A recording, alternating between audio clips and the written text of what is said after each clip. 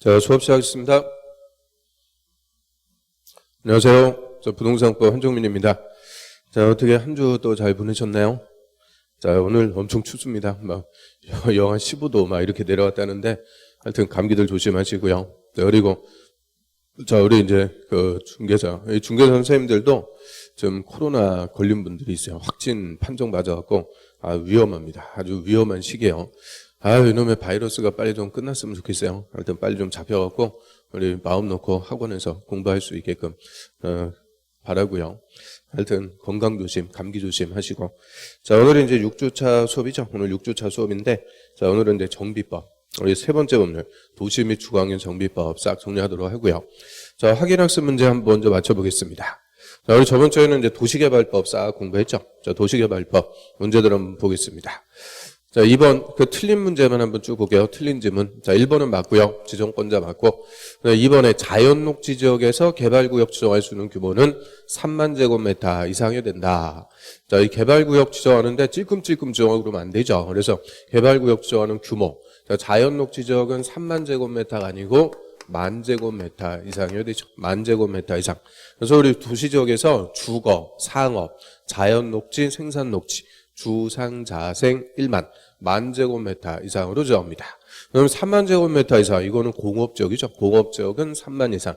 그 비도시 지역은 30만 이상. 그래서 주상자생 1만. 자, 이건 우리 시험 볼 때까지 아주 주구장창 10,000번 넘게 할 거예요. 그 다음에 3번은 맞고 4번 볼까요? 조합을 설립하려면 도시개발구역의 토지 소유자 7명 이상. 자, 여기서 토지 소유자 7명, 요거를 황야의 7인이라고 그러죠. 황야의 7인. 7명 이상이 국토부 장관에게 조합 설립 인가 받아야 된다. 자, 우리 조합이라는 것은 전부 환지 방식으로 개발 사업하기 위해서 이 토지 소유자가 만드는 단체를 조합이다라고 하고요. 이 조합 설립하려면 조합 설립 인가부터 받아야 돼요. 근데 뭐가 틀렸어요? 국토부 장관. 국토부 장관에게 조합 설립 인가 받는 게 아니고 지정권자에게 조합 설립 인가 받는 거죠. 그다음 5번에 조합 설립 인가 신청하려면 해당 개발구역의 토지 면적 2분의 1이 아니고 토지 면적 3분의 2 이상에 달하는 토지 소유자와 그 구역의 토지 소유자 총수 2분의 2 이상 동의를 각각 받아야 됩니다. 그래서 조합 설립 인가 신청하기 전에 대다수 토지 소유자가 조합 설립에 동의하는지 이 동의부터 받아오세요 하는데 동의 요건 면적 3분의 2 총수 2분의 1 각각의 요건에 대해서 토지 소유자의 동의를 받아야 되죠.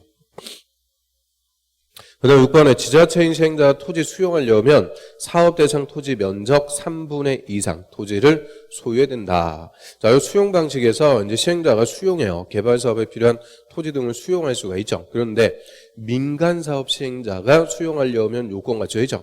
면적 3분의 2 이상 소유, 총수 2분의 2 이상의 동의. 이런 민간 시행자는 수용 요건 갖춰갖고 수용합니다. 그럼 맨 앞에 지자체가 시행자래요. 지자체는 민간사업 시행자가 아니죠. 공공사업 시행자.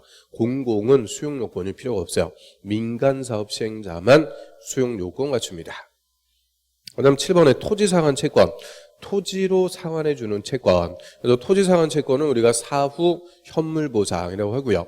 원래 수용할 때 보상금은 사전에 현금 보상하는데 토지 소유자 원하면 나중에 개발 사업으로 조성될 토지나 건물, 토지로 상환해 주겠다. 이 토지 상환 채권 발행할 수가 있고요. 근데 이 토지 상환 채권은 토지 소유자 원한다고 다 발행하고 그러면 안 된다고 그랬죠. 그래서 토지 상환 채권 발행할 수 있는 규모는 나중에 개발 사업으로 조성되는 분양 토지 건물 면적 3분의 1이 아니고 2분의 1, 2분의 1을 초과해서는 안 된다. 그래서 2분의 1까지만 발행하도록 합니다. 그래서 토지 상환 채권은 2분의 1. 그리고 3분의 1까지 발행하는 공급하는 거는 뭐였어요? 원형지. 원형지는 3분의 1까지. 토지 상환 채권은 2분의 1까지. 그 2분의 1인지 3분의 1인지 맨날 바꿔주니까 원형지 세 글자. 그거를 딱 기준으로 정리하면 되죠. 그 다음 8번하고 9번 다 맞고요. 10번.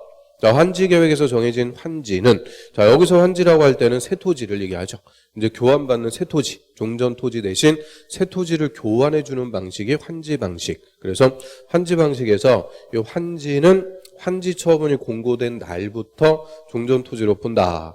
그럼 종전 토지로 본다. 이 말의 의미는 이제 토지 소유자는 종전 토지 대신, 종전 토지는 공사 끝나갖고 지구상에 사라졌다 그랬죠.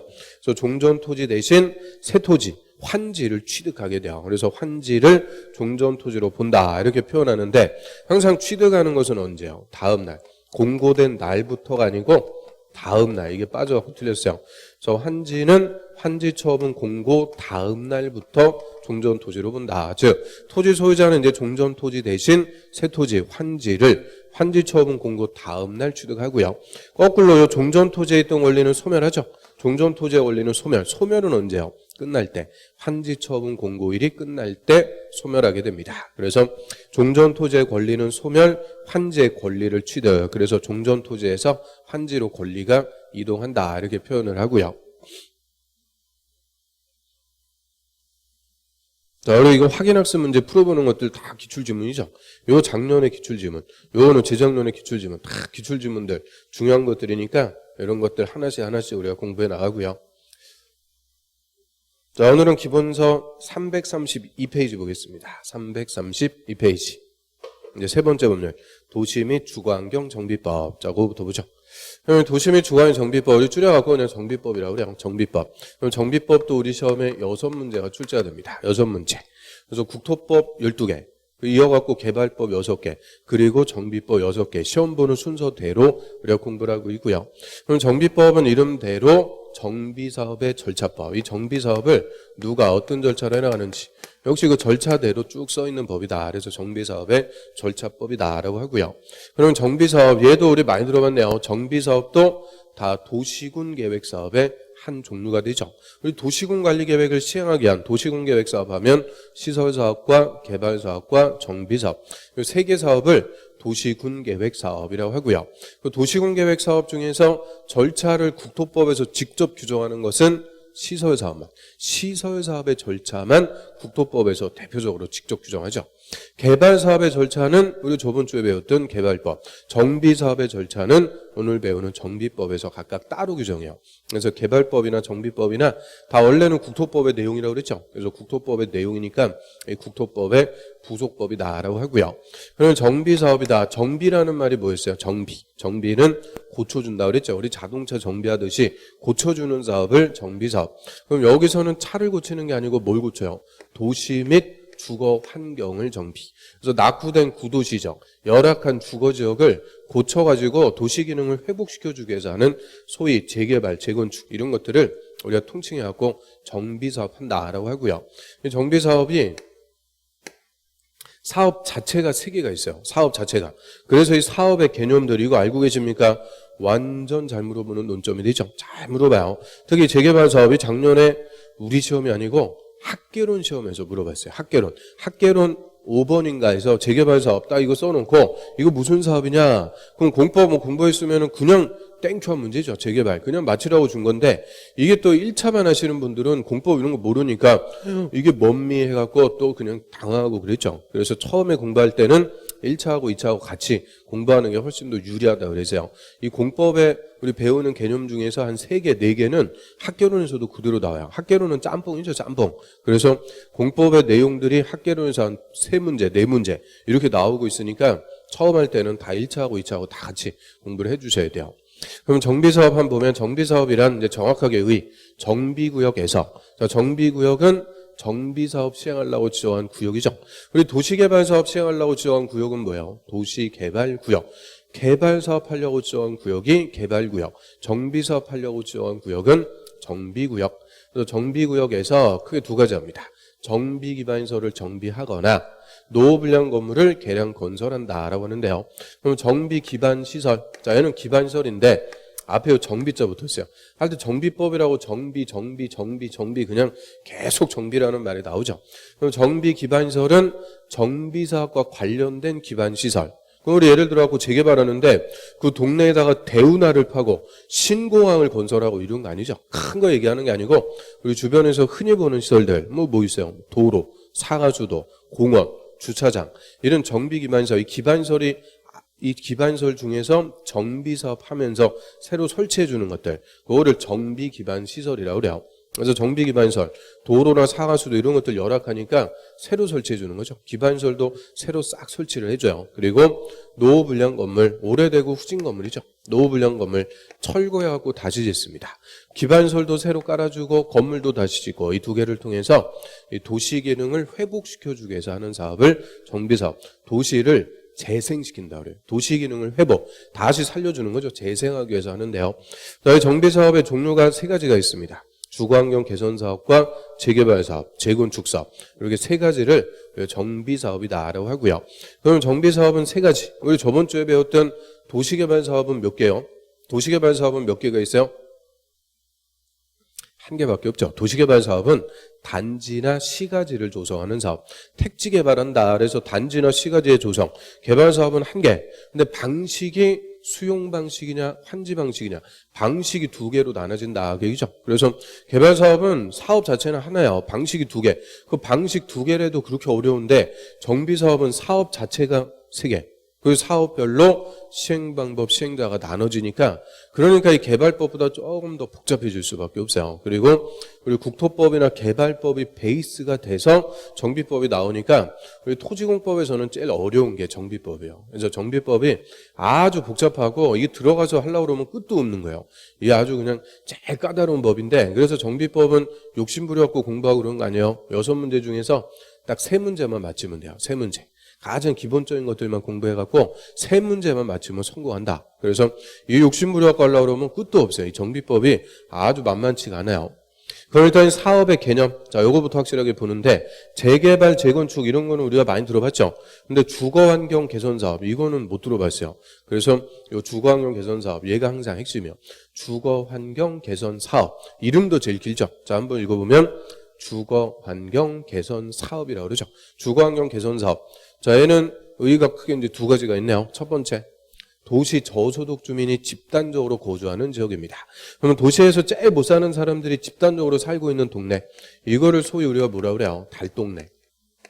옛날에는 이제 달동네 개선 사업 이렇게 불렀어요. 근데 달동네 개선 사업 별로 법률용어로 적합하지 않으니까 고상하게 주거환경 개선 사업 이렇게 바꿔놨는데 바꿔놓으니까 더 와닿는 게 없어요. 그래서 주거환경 개선 사업은 달동네 개발한다 이렇게 생각하시면 되고요. 달동네니까 정비기반시설이 극히 열악하다 그래요. 그럼 정비기반시설 도로, 상하수도 도로도 좁고 꾸불꾸불해갖고 사람 하나 지나갈 정도 그런 달동네 도로 같은 거 이미지 떠올리면 되죠. 또 도시가스가 안 들어가요. 도시가스가 안 들어가니까 요새같이 추운 겨울철 이거 나기 위해서 연탄 떼는 거죠. 연탄. 리아가에다가 연탄 막 몇백 장 싣고 낑낑 올라가고 그런 이미지 딱 떠올리면 돼요. 정비기반시설이 극히 열악하고 노후불량 건물이 과도밀집, 무허가 판잣집 이런 무허가 판잣집 같은 노후불량 건물들이 그냥 따닥따닥 밀집해 있어요. 그래서 극히 열악, 과도밀집, 강조가 붙는 거죠. 제일 후진 동네. 이 달동네를 주거환경을 개선, 다시 개발시켜주는 게 주거환경 개선 사업이다. 그래서 이게 원칙적인 개념인데 하나가 더 있어요. 단독이나 다세대 주택, 다세대를 우리가 빌라라고 그러죠. 단독이나 다세대가 밀집한 지역. 그러면 단독이나 다세대, 빌라가 밀집했다. 자, 이거를 소위 우리 용도지역으로 따지면 일종 일반 주거지역. 이게 대부분 재개발 대상인 동네예요. 재개발 대상. 그래서 이 단독이나 빌라가 밀집해 있어갖고 재개발이 필요한데 주민들이 다 반대요. 요새는 정비사업 하자 그러면 주민들이 적극 찬성할까 결사 반대할까? 반대요. 이 옛날에는 한 20년 전만 해도 우리 서울의 뉴타운이라는 게 별게 아니죠. 재개발할 동네를 한 3개, 4개 묶어갖고 크게 재개발하는 것을 뉴타운 사업한다. 서울에서 뉴타운 이렇게 불렀는데요. 그 뉴타운 사업, 은평 뉴타운 뭐 이런 거 해보니까 실제 원주민 재정착 비율이 10%가 안 돼요. 왜요? 그냥 도장만 찍어주면은 재개발하면은 새 아파트 받는 줄 알고 좋다고 도장 다 찍어줬죠. 밥솥 하나 받으면서. 근데 막상 사업할 때 돈 내라는 거죠. 돈 부담금 내야 돼요. 막 2억씩 3억씩 부담금 내세요. 부담금 못 내면 다 쫓겨나가는 거죠. 그래서 이게 다 원주민들 다 쫓겨나가는 거예요. 그냥 보상금 몇 푼 받고. 그래서 죽 써갖고 개 준다 그러죠. 좋은 동네 뉴타운 만들어 놓으니까 원주민들은 다 쫓겨나가고 외지인들만 다 들어오게 돼요. 그래서 이제 주민들이 알게 됐어요. 옛날에는 무식해갖고 그런 건 잘 몰랐죠. 근데 요새는 이제 다 알아갖고 부담금 못 내면 쫓겨나는구나. 다 알아갖고 이제 반대요. 반대. 그래서 주민들 반대가 심해갖고 재개발 사업이 무산돼요. 재개발 사업이 못한다. 그럼 계속 방치하면은 술렁가 되는 거죠. 그래서 정비 기반설을 조금 확충해 주면서, 즉 기반설을 조금 깔아주면서 최소한으로만 주거환경을 보전하면서 정비 개량하는 사업, 이것도 주거환경 개선 사업이라고 그래요. 그래서 단독이나 다세대가 밀집한 지역에서 기반설의 확충, 기반설을 좀 깔아주면서 최소한으로만 보전하면서 정비한다. 자, 보전하면서 정비한다. 이 말 자체가 모순이죠. 정비하는데 어떻게 보전이 돼요? 그러니까 보전하면서 정비 개량한다. 이게 최소한으로만 한다는 거예요. 기존의 건물들 가급적이면 철거 안 하고 최소한으로 그냥 기반설에 조금 깔아주면서 사업하는 것도 주거환경 개선 사업. 그래서 1번 갖고 물어볼 수도 있고 2번 갖고 물어볼 수도 있고, 이 두 가지 개념들 다 정리를 해두셔야 돼요. 그래서 달동네, 도시 저소득 주민이 집단 거주하는 지역에서 정비 기반시설 극히 열악, 노후 불량 건물, 과도 밀집한 지역의 주거 환경을 개선. 그 다음 단독이나 다세대가 밀집한 지역에서 정비 기반시설 등의 확충을 통해서 주거 환경을 보전하면서 정비하는 것도 주거 환경 개선 사업. 그 다음에 재개발 사업. 우리 재개발하는데요. 이것도 개념이 크게 두 개. 자, 첫 번째, 정비 기반시설이 열악하고 노후 불량 건물이 밀집한 지역의 주거 환경을 개선한대요. 요거를 종래 주택 재개발 사업이라고 그랬죠. 주택 재개발. 이게 이제 단독이나 빌라가 밀집해 있는 지역들. 자, 우리 단독주택 밀집 지역도 도시가스 들어가죠. 요새는 도시가스 다 들어가니까 그거는 연탄 배달하고 그런 건 아닌데, 그런데 뭐가 안 좋아요? 주차장. 주차 공간 이런 것들이 절대적으로 부족해갖고, 단독주택 지역 보면은 그 골목길마다 차 대는 거 봐요. 예술이라고 그랬죠. 어떻게 이렇게 차를 댔을까? 막 주차 스킬 엄청나요. 그래서 주차장 같은 정비 기반시설이 그냥 열악하고요. 노후 불량 건축물이 그냥 밀집한 지역의 주거 환경을 개선. 이게 주택 재개발. 근데 하나 더 있네요. 상업 지역이나 공업 지역에서 상가나 공장 대상으로 상권 활성화 같은 도시 환경을 개선시켜주는 사업. 이것도 재개발. 그럼 상업 지역에서 이걸 뭐라고 그러는 거냐? 시장 재개발. 공업 지역에서 이거를 공장 재개발. 시장 재개발, 공장 재개발. 주택 재개발 다 묶어가지고 이제 재개발 사업이라고 하죠. 그래서 우리 시장 재개발한 대표적인 사례, 저 서울특별시에 어디 있을까요? 노량진 수산시장 있죠. 노량진 수산시장 옛날에 구청사 그 후진 건물 그거 싹 철거해갖고 멋지게 신청사 지어갖고 상인들도 분양받고 그런 거죠. 그래서 이런 시장 재개발하는 거, 또 공장 재개발한 대표적인 사례가 역시 서울의 구로공단 그쪽이죠. 구로공단 옛날 일제시대 때부터 있었던 그런 노후화된 공장들 이런 것들 밀집해 있었다가 싹 철거해버리고는 새로 싹 개발해갖고 요새는 가산 디지털 산업단지, 첨단 산업단지로 싹 탈바꿈해놨죠. 그래서 시장 재개발하고 공장 재개발, 주택 재개발 묶어가지고 그냥 재개발 사업이라고 하고요. 그래서 상업, 공업 지역에서 상권 활성화 등 도시 환경을 개선시켜주는 사업은 이렇게 물어볼 수도 있어요. 다 재개발입니다. 재개발. 그 다음에 재건축. 이 재건축 사업은 재건축은 뭐를 대상으로 해요? 아파트. 아파트 재건축한다 그러죠. 그래서 아파트 단지. 그럼 우리 아파트 단지니까 정비 기반시설이 양호하다 그래요. 주차장까지 다 완비가 돼 있죠. 그래서 아파트 단지는 기반시설은 좋아요. 기반시설 양호한데 단지 오래된 아파트, 노후 불량 건물에 해당하는 공동주택이 밀집한 지역에서 주거 환경을 개선해 준다. 이 말은 아파트만 철거해갖고 다시 짓는다 그죠? 재건축이라는 말이 뭐예요? 재건축.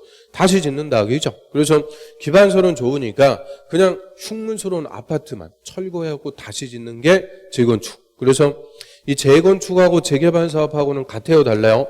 아, 당연히 다르죠. 재개발, 재건축 달라요. 그래서 이거 그냥 일반인들은 재개발이나 재건축이나 뭐 왜 그게 그거 아니냐? 그게 그거 아니에요. 다르다. 그래서 다르다는 거 확실하게 구분해야 돼요. 재개발하고 재건축. 뭐가 훨씬 더 큰 사업이냐? 재개발이 훨씬 더 큰 거죠. 재개발은 기반설도 열악하니까 기반설도 새로 싹 깔아주고 건물도 밀집해 있으니까 건물도 다 철거해갖고는 새로 아파트 짓고 싹 다시 동네를 개발하는 거고요. 재건축은 그냥 아파트만 철거해갖고 다시 짓는 거죠. 그래서 재개발이 훨씬 더 사업이 큰 거예요. 사업이 더 복잡하고 이해관계인도 많고 사업비도 더 많이 들어가고 더 어려운 게 재개발 사업이다. 어떻게 보면 재건축은 간단해요. 그냥 아파트 소유자들이 동의하면 그 아파트만 철거해갖고 다시 새 아파트 지어갖고 분양받는 게 재건축이 되죠. 그래서 자, 세 가지 사업도 우리가 쌓아봤는데 자, 특히 이 주거 지역에서 주거 환경을 개선. 주거 환경을 개선. 그래서 주거 환경을 개선. 후진 동네 다시 개발시켜주는 건다. 그래서 주거 환경을 개선해 주는데 차이점이 있으니까 세 개 사업을 구분해 놨죠. 자, 요 뒤에 노후 불량 건물이 밀집은 다 똑같아요. 밀집은. 그런데 기반설이 얼만큼 안 좋냐? 이게 기준이 되는 거죠. 정비 기반설이 극히 열악하면 주거환경 개선, 그냥 열악하면 재개발, 양호하다 그러면은 재건축. 그래서 재건축은 정비 기반설이 양호. 그래서 극히 열악, 그냥 열악, 양호. 기반설의 열악 정도에 따라서 이 세 개 사업을 구분한다. 이렇게 생각하시면 되고요. 그러면 정비 기반설, 이 도로나 상하수도 이런 거 새로 깔아주니까 우리 정비 사업도 공익사업이라고 그러죠. 공공복리를 위한 사업, 공익사업인데 재건축은 기반설 양호, 이거 안 해요. 기반설 정비할 필요가 없죠. 그러니까 공익사업이 아닙니다. 그래서 재건축 사업은 대표적으로 공익사업이 아닙니다. 그 아파트 소유자들 이익을 위해서 하는 거죠. 그래서 공익사업이 아니니까 우리 공익사업에서만 인정해주는 특권 대표적으로 뭐 있어요? 공익사업일 때만 할 수 있는 거 수용권 있죠. 수용은 공익사업일 때만 강제취득 수용권을 인정하죠. 그런데 재건축은 공익사업 아니니까 원칙 수용권 없습니다. 수용권 안 줘요. 대신 재건축 사업 시행자에게는 매도 청구라는 것을 따로 인정을 해주게 돼요. 근데 매도 청구는 나중에 우리 배울 거고요. 이 재건축은 수용권이 없다. 또 재건축은 동의한 사람만 조합원이 돼요. 반대한 사람은 나가라는 거예요. 반대한 사람은 나가라. 동의한 사람만 데리고 자기들 이익을 위해서 하는 거죠. 그래서 우리 공법 통틀어갖고 동의한 사람만 조합원이 되는 것은 재건축밖에 없어요. 재건축. 그리고 이 재건축 아파트가 투기의 온상. 우리 투기의 1번째 하면은 재건축이에요. 강남 재건축 아파트. 그거부터 투기하는 거죠. 그래서 왜요? 그러면 살기 좋은 강남 같은데 또 살기 좋고요. 또 학군도 좋고 수요가 많은 곳이죠. 입지가 좋다 그래요. 그런데 거기 아파트가 오래돼갖고 흉물스러운 아파트 막 40년 이렇게 된 흉물스러운 아파트 살기도 힘들고 녹물 나오고 막 그런 거죠. 그런데 저런 살기 좋은 강남에서 아파트 철거해갖고 새 아파트로 분양받았다. 그럼 어때요? 입지도 좋고 건물도 새 거고 완전 메리트가 제일 큰 거죠. 우리 신도시 같은 데 새로 개발해갖고 새 아파트 분양받았다 그래요. 그럼 신도시 개발하면서 아파트 분양받았다. 아파트는 새 건데 살기는 좀 불편하죠. 아직 기반설이라든지 생활설들, 편의설 이런 것들이 확보가 안 돼갖고 살기는 좀 불편해요. 그런데 살기 좋은 구도시에 아파트도 새 거다. 완전 메리트가 큰 거죠. 그래서 이 재건축 아파트가 투기의 온상. 한 10몇억 주고 재건축 아파트 사요. 그리고 부담금 몇 억 내고 새 아파트 지어갖고 분양받았다. 그러면은 그냥 30억 가는 거죠. 40억. 그래서 돈 놓고 돈 먹기. 그래서 이 재건축 아파트가 투기의 온상. 그래서 재건축은 다른 사업보다 규제가 훨씬 더 셉니다. 그래서 서울특별시 같은 투기과열지구에서는 이 재건축 조합의 조합원지를 양도, 다른 사람한테 못 팔게 해요. 양도 자체가 안 돼요. 조합원지 양도할 수가 없다. 이런 식으로 이런 재건축은 규제가 셉니다. 이유는 공익사업도 아니고 투기의 온상이다. 투기의 내사. 그래서 재건축의 특징들이 다 여기서 나요. 정비기반설이 양호하다. 여기서 이제 재건축의 특징이 나오는 거죠. 여기까지 정비사업의 개념들 아주 그냥 충실하게 제가 다 설명을 드렸죠. 이 확실하게 이제 개념들 잡아야 돼요. 자, 교재 한번 볼까요?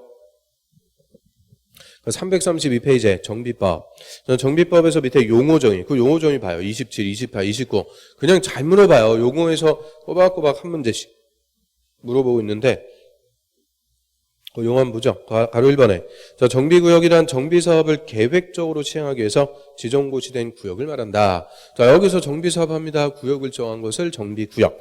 그 밑에 정비사업이란 자, 그 정비사업 거기다가 불평. 정비사업이란 이 법이 정한 절차에 따라서 도시기능을 회복, 그게 목적.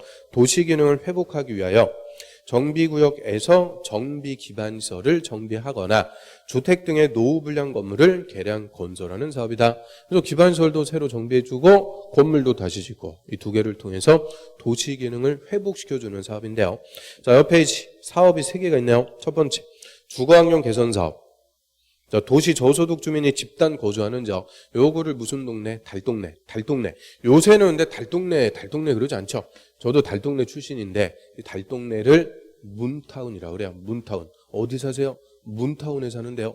좀 있어 보여. 아무튼 그래서 달동네 문타운. 그로서 정비기반시설이 극히 열악. 노후불량 건축물 과도 밀집한 지역에 주거환경을 개선하거나 거기서 딱 끊고요. 그 첫 번째 달동네 개발. 두 번째, 단독이나 다세대 주택의 밀집 있죠. 단독, 다세대가 밀집한 지역에서 정비기반시설 등의 확충을 통해서 주거환경을 보전 또는 보전하면서 정비 개량하는 사업. 그래서 보전하면서 최소한으로만 정비한다. 이것도 주거환경 개선 사업. 그 밑에 재개발, 정비기반시설 열악하고 노후불량 건물 밀집한 지역에서 주거환경을 개선하거나 딱 끊고요. 거기까지가 주택 재개발. 그리고 상업 동그라미, 공업 동그라미 지역에서 상권 활성화 등을 위해서 도시 환경을 개선, 시장 재개발, 공장 재개발 다 묶어갖고 이제 재개발 사업이라고 하죠. 그 다음 재건축 사업, 정비 기반시설은 양호의 동그라미 별표. 이게 아파트 단지니까 기반시설은 좋죠. 양호한데 노후불량 건물에 해당하는 공동주택 밑줄, 공동주택의 밀집. 저하고 또 치사하게 단독주택 밀집 그러면 안 돼요. 아파트는 공동주택이라고 그래요. 공동주택에 밀집한 지역에서 주거환경을 개선하는 사업이다. 그래서 세 개 사업도 우리가 봤고요. 그 밑에 노후불량 건물, 그럼 이제 정비사업의 대상이 되는 게 노후불량 건물. 이름대로 오래되고 후진 건물이다. 노후불량 건물. 이게 정비사업의 대상이 되는 건물이라고 그래요. 그래서 밑에 보면 노후불량 건물의 요건들이 크게 또 4개가 있어요. 1, 2, 3, 4, 4개. 그 중에 동그라미 1번. 건물이 훼손되거나 일부가 멸실되었고 붕괴 등의 안전사고의 우려, 거기다 있죠. 안전사고의 우려가 있는 건물이다. 그럼 건물에 균열이 그냥 쫙쫙 가 있어갖고 언제 무너질지 몰라요. 또 집안이 침하가 됐다. 우리 지진 같은 거 나왔고 우리 경주인가 포항인가 거기에 아파트 있다고 그랬죠. 피사의 아파트 살짝 기울어진 거. 이런 거 언제 붕괴될지 알 수가 없죠. 그 위험한 거예요. 그래서 붕괴 등의 안전사고의 우려가 있는 거. 제가 9층 사는데 9층에서 언제 1층으로 침대하고 같이 가 있을지 몰라요. 자, 그래서 붕괴 등의 안전사고의 우려가 있다. 이게 노후불량 건물. 그 다음 두 번째는 내진 성능이 확보되지 않은 건물. 거기까지. 내진, 지진에 견딘다. 그죠? 그래서 내진 성능이 확보되지 않았다. 이게 지진에 취약한 건물이에요. 우리도 몇 년 전에 포항, 경주 지진 나면서 이 내진 설계가 안 돼 옛날 건물들 그냥 금이 쫙쫙 가면서 약한 지진만 나도 무너지는 거죠. 붕괴될 우려가 커요. 그래서 우리나라도 이제 더 이상 지진으로부터 안전한 나라가 아니다. 그래서 지진에 취약한 건물 이런 것들이 노후불량 건물이라고 그래요. 그럼 요새 짓는 건물들은 다 내진 설계가 되는 거죠. 진도 7까지 아주 센 지진까지도 견딜 수 있게끔 내진 설계가 된다고 그래요. 우리나라에서 내진 설계가 의무화된 것은 올림픽 때 1988년 그때부터 내진 설계가 의무화됐어요. 그러니까 그 이전에 지었던 건물들은 내진 설계 이런 거 안 돼갖고 그냥 지진에 취약한 거죠. 이런 것들도 다 노후불량 건물. 넘어갑니다. 그 다음 동그라미 3번 볼게요. 동그라미 3번. 다음의 요건을 모두 충족하는 건물이다 했는데 다음의 요건이 그 밑에 기역하고 니은 2개요. 그 2가지 요건을 모두 충족해야 돼요.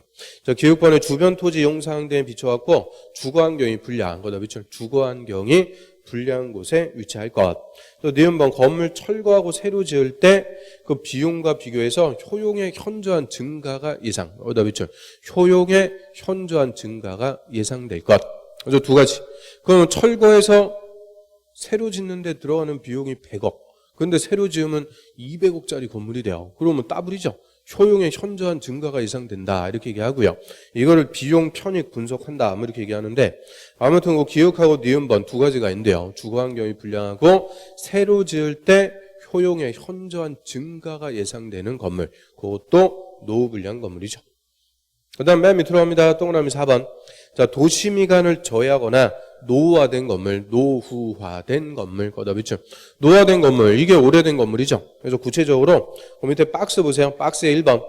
준공 후 20년 이상 30년 이하, 거다 비추. 준공 후 20년 이상 30년 이하의 범위에서 조례로 정하는 기간이 지난 건물이다. 그러면 조례로 정하는 기간이 지난 건물이 노후불량 건물인데요. 자, 20년 이상 30년 이하에서 조례로 정한대요. 그럼 조례가 정할 수 있는 맥시멈은 몇 년이요?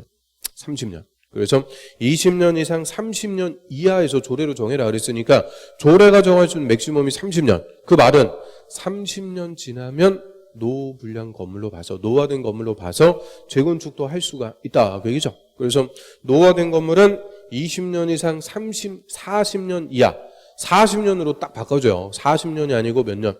30년. 30년 이하에서 조례로 정하는 기간이 지난 건물. 그 왜 30년이겠어요? 노후화. 수글자. 그래서 20년 이상 30년 이하에서 조례로 정하는 기간이 지난 건물. 여기서는 30년, 그게 키워드가 되는 거죠. 그 다음에 몇 페이지로 합니다. 바로 4번 정비기반시설. 자, 얘는 별표 정비기반시설. 자, 정비사업 하면서 새로 설치해주는 기반시설이죠. 도로, 상하수도, 공원, 공용주차장, 공동구. 우리 공동구 국토법에서 배웠는데요. 공동구가 뭐였어요? 공동구란 지하 매설물을 공동 수용하기 위해서 지하에 설치하는 시설물, 큰 터널이라고 그랬죠. 터널. 그래서 지하 매설물들, 뭐 전선, 통신선, 수도관, 하수도관 이런 지하 매설물 공동 수용하기 위해서 지하에 설치하는 시설물인데 우리 정비구역의 면적이 200만 제곱미터를 초과할 때 이때는 사업시행자가 공동구도 다 의무적으로 설치해야 돼요. 공동구. 그다음 그 밑에 그 밖에 주민생활에 필요한 열이나 가스 등의 공급시설, 뭐 도시가스 이런 것들.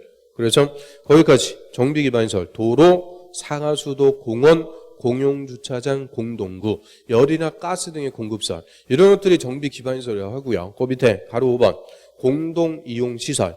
자, 공동이용시설은 기반시설, 인프라는 아닌데 주민이 공동으로 사용하는 시설로서 얘도 정비사업할 때 다 설치를 해주는 거예요.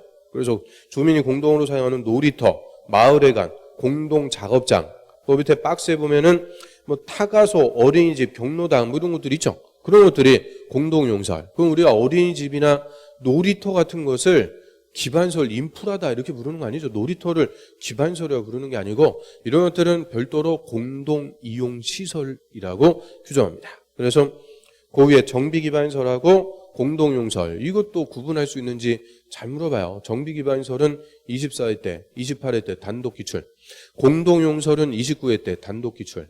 그럼 그거 다 외우려면 끝도 없으니까 먹어도 중요한 거죠. 정비기반시설. 그래서 정비기반시설 6개 일단 그거를 정리해둬야 돼요. 도로, 상하수도, 공원, 공용주차장, 공동구 그리고 열이나 가스 등의 공급시설 이런 것들이 정비기반시설. 그 다음 한 페이지 넘어갑니다. 한 페이지 넘기셔갖고 336페이지 그 위에 가로 9번 봐요. 토지 등 소유자 얘도 별표. 자, 토지 등 소유자가 우리 정비사업의 이해관계인이라고 그래요. 정비사업의 이해관계인. 그러면 정비사업은 정비기반시설 도로나 상하수도 새로 설치해 주니까 토지를 대상. 토지. 그 다음에 건물도 철거하고 다시 지니까 건물도 대상. 그래서 토지하고 건물을 다 놓고 하는 거죠. 그래서 토지 소유자, 건물 소유자 합쳐갖고 토지 등 소유자라고 표현합니다. 토지 등 소유자. 이 토지 등 소유자가 재개발하고 재건축에서는 조합원이 돼요. 조합원. 그래서 조합원 자격으로 물어볼 수도 있고 토지 등 소유자 개념으로 그냥 물어볼 수도 있죠. 그래서 이 토지 등 소유자 이게 이해관계인인데 우리 저번 시간에 배웠던 도시개발 사업은 뭐만 놓고 한다고 그랬어요? 도시개발 사업. 농지나 산지를 택지로 개발, 땅만 놓고 한다고 그랬죠. 그러니까 도시개발 사업은 이해관계인, 조합원 누구만 된다? 토지 소유자만 된다고 그랬죠. 그래서 개발 사업은 땅만 놓고 하는 거고 정비 사업은 토지하고 건물을 다 놓고 하니까 토지 등 소유자라고 표현을 해요. 토지 등 소유자. 자, 이 중에서 주거환경 개선 사업과 재개발 사업 저 두 개는 기반시설도 새로 깔아주고 건물도 다시 짓고 그래서 다 하는 거니까 정비구역의 토지 소유자 토지만 소유하고 있거나 또는요 5화 건물 소유자 건물만 소유하고 있거나 토지나 건물을 다 갖고 있어도 관계없어요. 그래서 토지 소유자 또는 건물 소유자 이 말은 토지만 소유하고 있든 건물만 소유하고 있든 토지나 건물 다 갖고 있든 다 토지 등 소유자가 되는데 하나가 더 있어요. 토지에 건물을 소유하기 위해서 지상권을 갖고 있는 자까지 지상권자. 지상권자도 다 토지 등 소유자가 되죠. 그러면 지상권 자, 이거는 민법에서 들어봤어요? 지상권이라는 게 무슨 권리다? 타인의 토지를 사용, 수익할 수 있는 물건이라고 그러죠. 사용할 때 용, 수익할 때 익다고 용익물건이라고 불러요. 용익물건. 그래서 건물 소유나 수목 소유를 위해서 타인의 토지를 사용할 수 있는 용익물건. 이거를 지상권이라고 하고요. 이 지상권은 존속기간이 막 20년, 30년, 40년 이렇게 가요. 그러니까 정비사업 처음부터 끝까지 같이 간다. 그러니까 지상권자까지 포함을 시켜요. 그런데 임차권자는 해당사가 없어요. 임차권자는 해당사가 없다. 임대차는 뭐 길어봤자 뭐 2년, 4년 이 정도밖에 안 되니까 임대차 필요 없죠. 그래서 토지 소유자 또는 건물 소유자 또는 지상권자. 다 되는데요.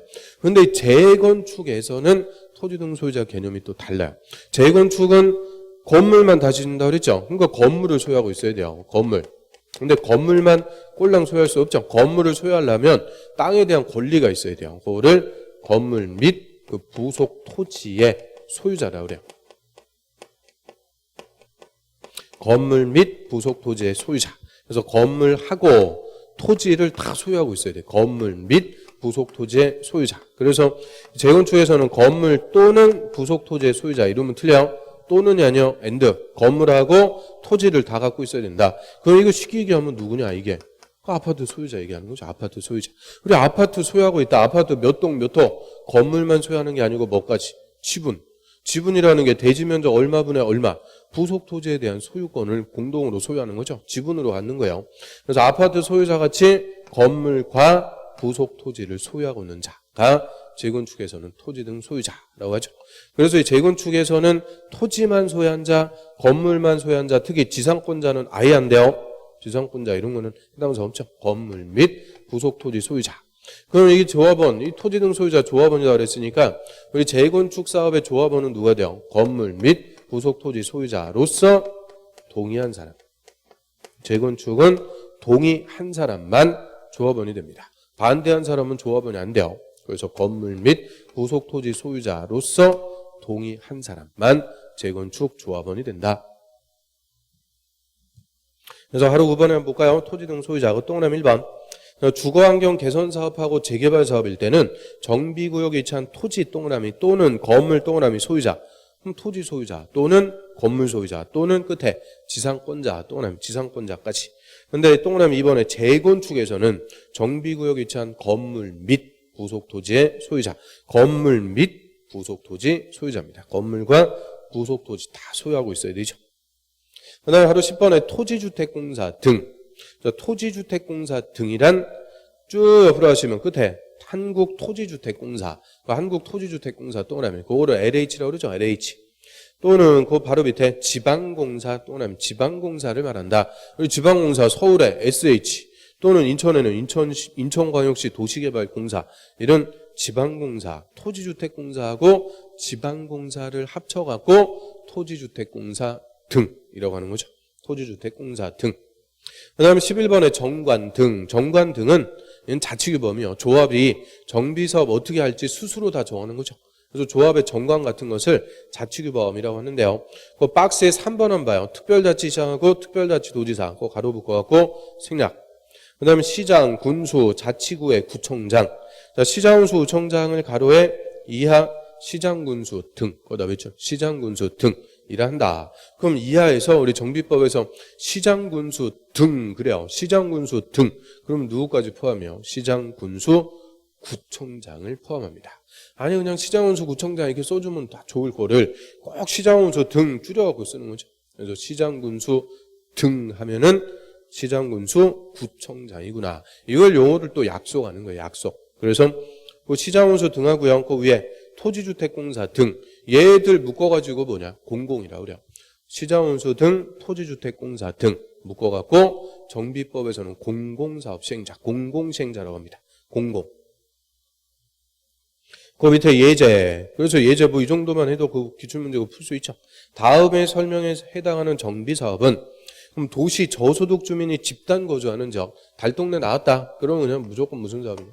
주거환경 개선 사업이다. 그죠? 그래서 이 단어는 뭐 1초짜리죠. 1초짜리. 딱 읽어보면 그냥 답 나오는 거. 그래서 이런 것도 기출로 나오는 거니까 이런 사업의 개념부터 확실하게 정리를 하고요. 여기까지 이제 정비법의 용어들만 쫙 우리가 훑어봤는데 용어들도 만만치 않아요. 특히 제일 중요한 거는 정비사업. 그리고 정비사업의 개념에서 나오는 것들. 정비기반시설, 노후불량 건물, 그리고 토지 등 소유자. 이런 것들이 용어에서는 핵심이 되는 거죠.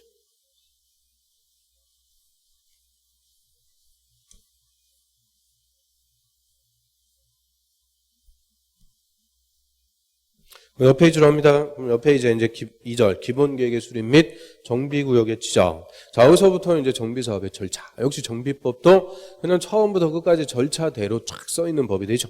그래서 일단 정비 기본계획을 줄여갖고 기본계획이라고 그래요. 기본계획 수립해서 정비계획 위반 정비구역을 지정.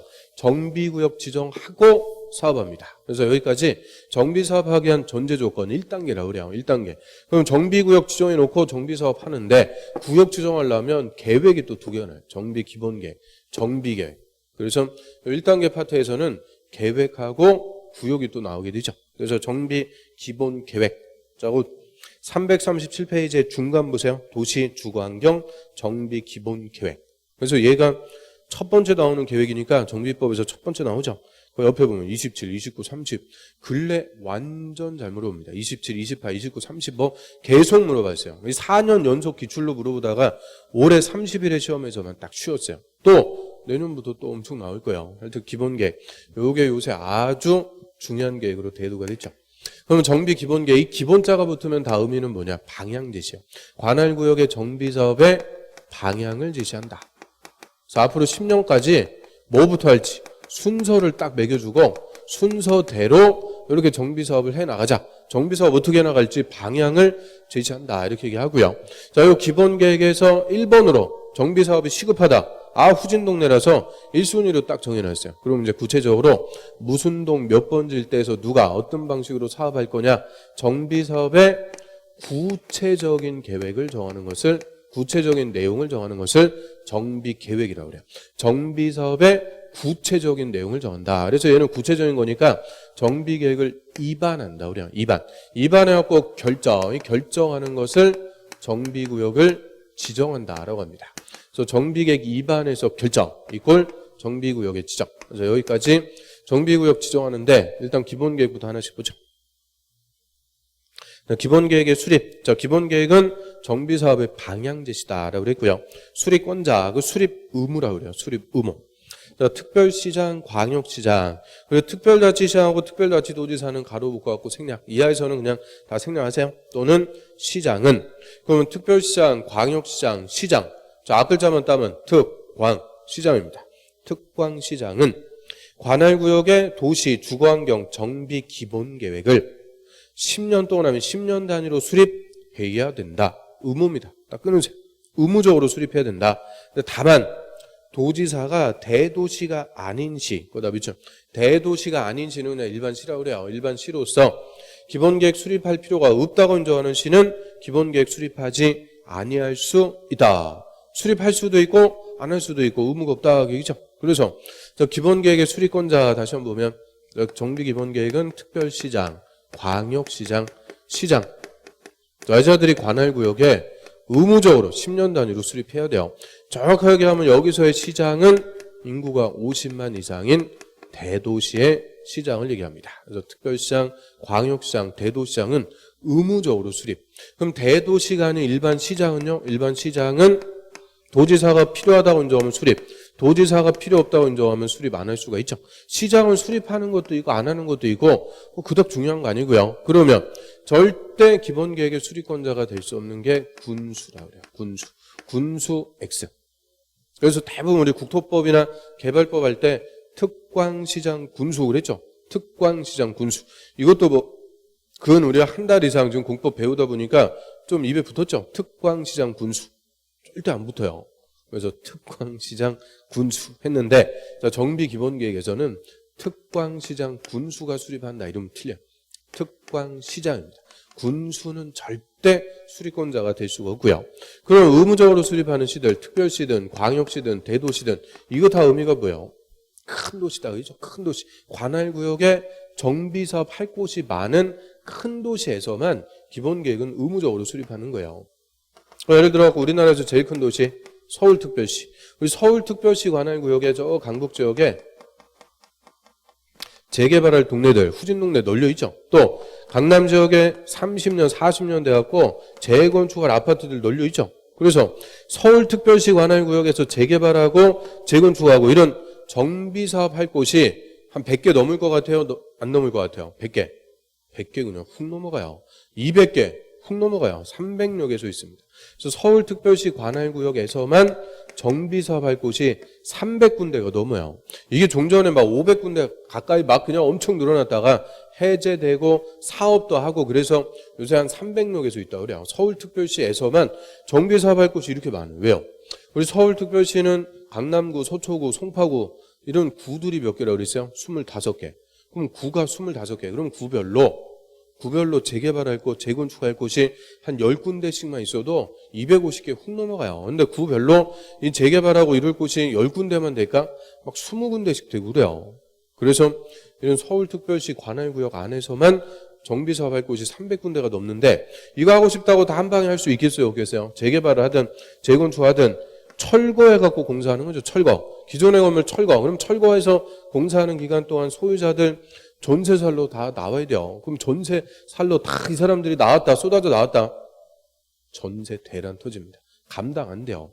그리고 어떻게 또 사업이 다 끝났어. 그러면 그때는 아파트 분양 물량이 쏟아져 나오죠. 거꾸로 역전세난. 전세가 막 뚝뚝 떨어져 갖고는 집주인이 전세금을 못 내줘 갖고 뭐 여러 가지 또 문제가 생기는 역전세난이 또 터지고 그래요. 깡통 전세 막 그러죠. 그래서 여러 가지 문제가 생기니까 하고 싶다고 한 방에 다 못하는 거예요. 그래서 순서를 딱 매겨주죠. 제일 후진 동네, 이 동네부터 1번으로 재개발하자.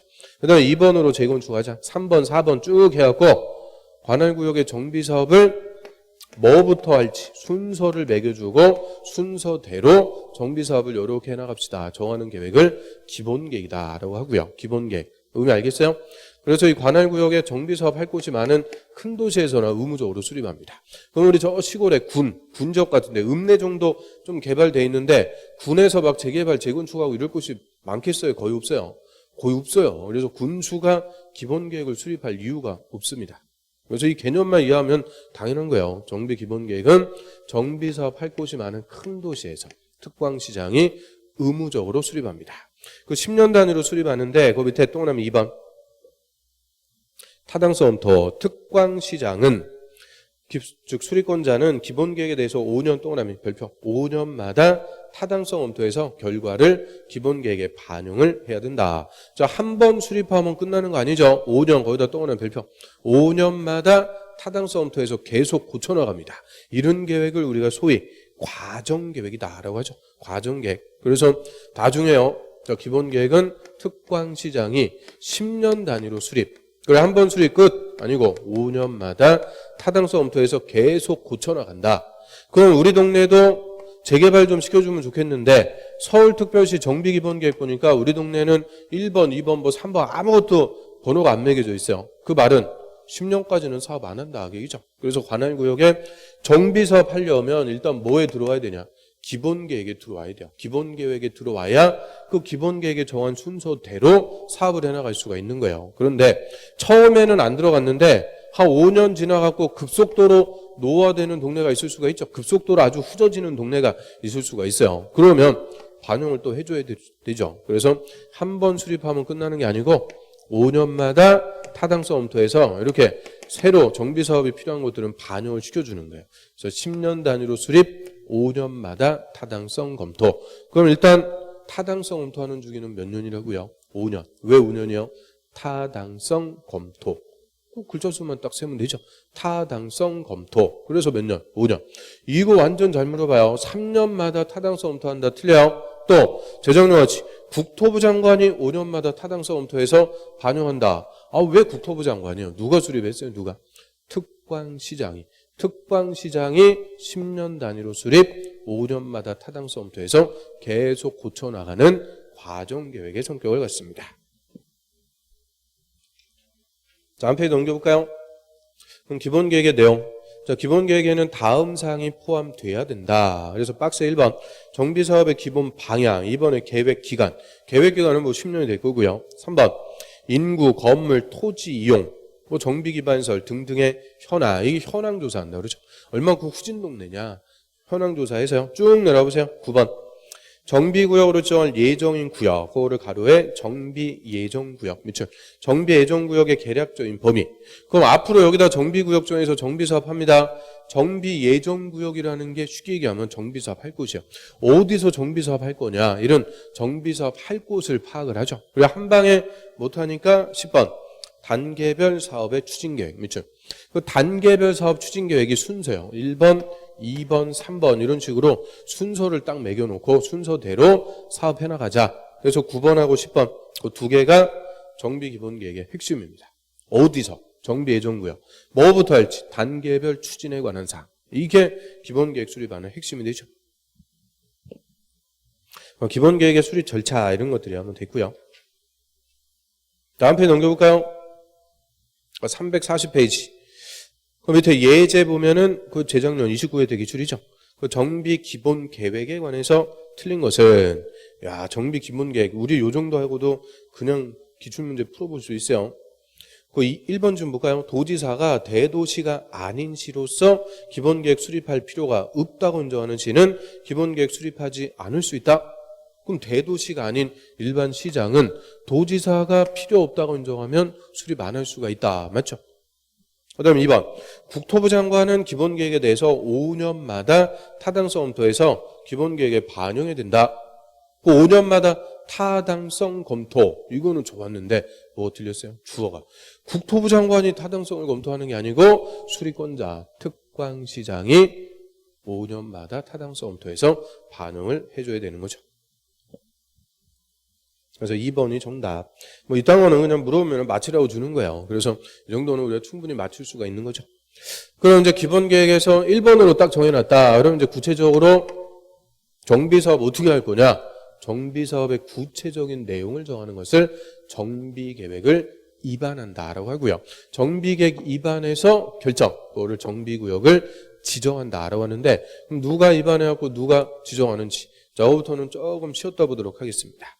좀 쉬었다 하죠.